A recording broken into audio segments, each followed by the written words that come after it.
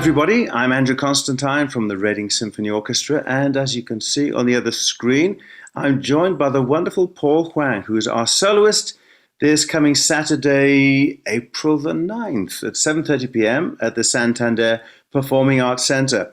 And if you haven't heard Paul play before, you've got to come to this concert because this guy's just amazing. And it's not just my say-so, everybody is saying it.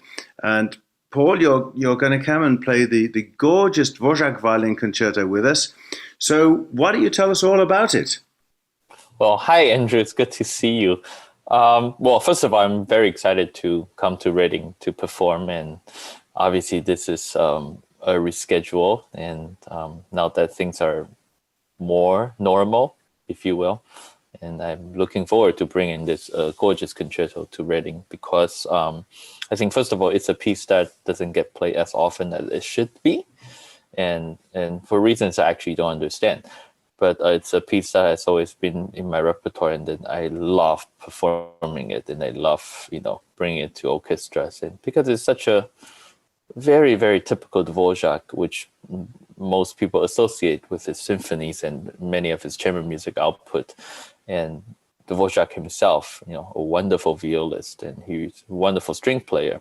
He really knew how to write for the strings. And for me, the Dvorak concerto has this wonderful Slavic rhythm, and the grooves is just something that you'll get into it immediately. And a concerto starting with two of the most incredible and difficult episodes of Arpeggio's runs for the solo violin.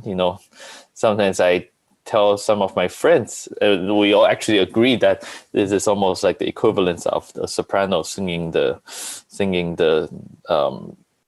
magic flute. You have to hit all the high notes, and for my violin, it would have to hit the top E, and in the second episode returns the top A, and they are really, really high up there that it's so high that you almost cannot hear the pitch because it's so virtuosic. And then there comes a wonderful orchestra interlude before the whole drama starts. And the second movement is one of the most tender and beautiful, gorgeous slow movements that a concerto can offer. And the third movement is just like a wonderful dance that Dvorak inviting all of us to dance with him. And it has particular challenge, I think, sometimes because it's actually very heavily orchestrated. But when it's done very well, and when the balance is all right, actually it comes out to be one of the most sublime experiences for soloists, for conductors, and also for orchestra, as well as for the audience concerned.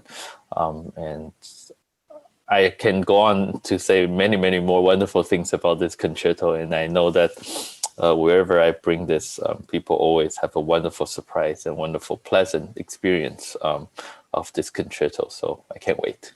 I remember you and I were scheduled to perform this in Fort Wayne at the Philharmonic there a few years ago, and I managed to put my back out and miss the concert.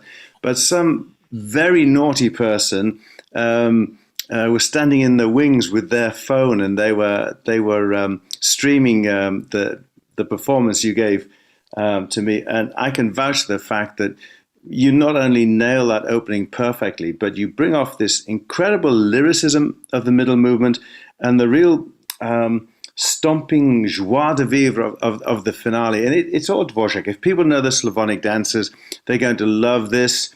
If they know the more lyrical, tender music of Dvorak in other areas, they're going to be bowled over by it. So can't wait. But Paul Huang, what about yourself? Where are you? Where are you based, and what's happening in your life? Well, I'm currently in Rochester for the moment, and I'm actually going to Philadelphia just before I go to Reading next week. So it will be a short trip for me to go to Reading. And then after that, I actually have about 2 weeks of studying time before I go back on the road again. I'm currently working on 2 premieres coming up in the summer. One is by Toshi Hosokawa, which I'll be doing with the NHK Symphony in Japan and also in Den Haag. And then another one is by Jesse Montgomery, who is writing a piece for two violins and piano for me as well. So these are the two projects, and amongst my summer festival repertoire, many of them are chamber music actually, and which is always wonderful for me to come back to chamber music during summer times and see old friends and meet new friends at festivals. And I will be going to Far East in June and July for 6 weeks, to Taiwan, Singapore.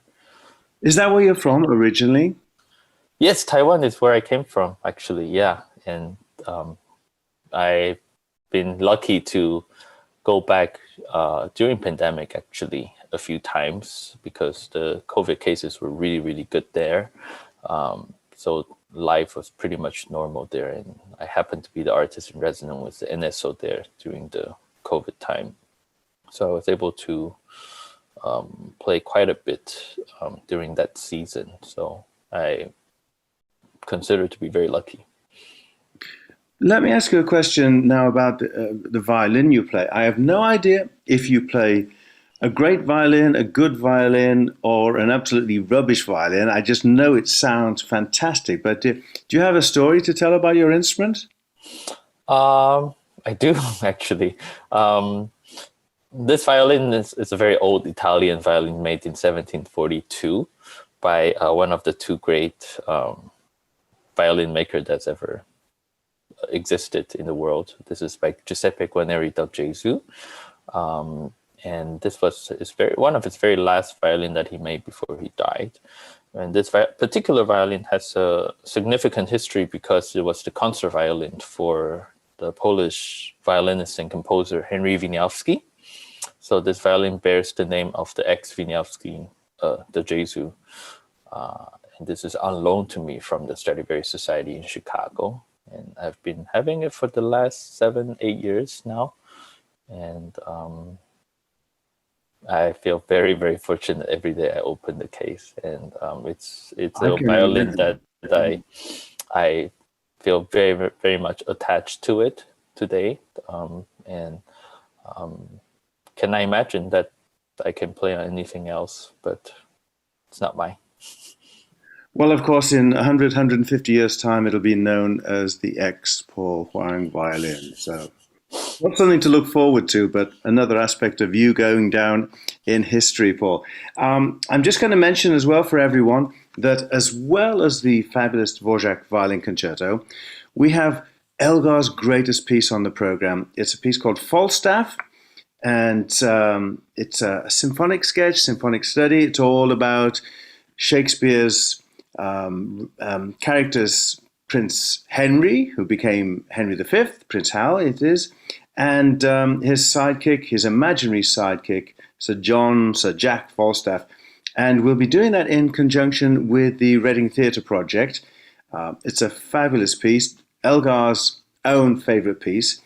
So please join us on Saturday, April the 9th, 7:30 p.m. at the Santander Performing Arts Centre. And if you want tickets, which of course you do, if you don't have them already, you can get them from our website, which is readingsymphony.org. Very easy to remember there.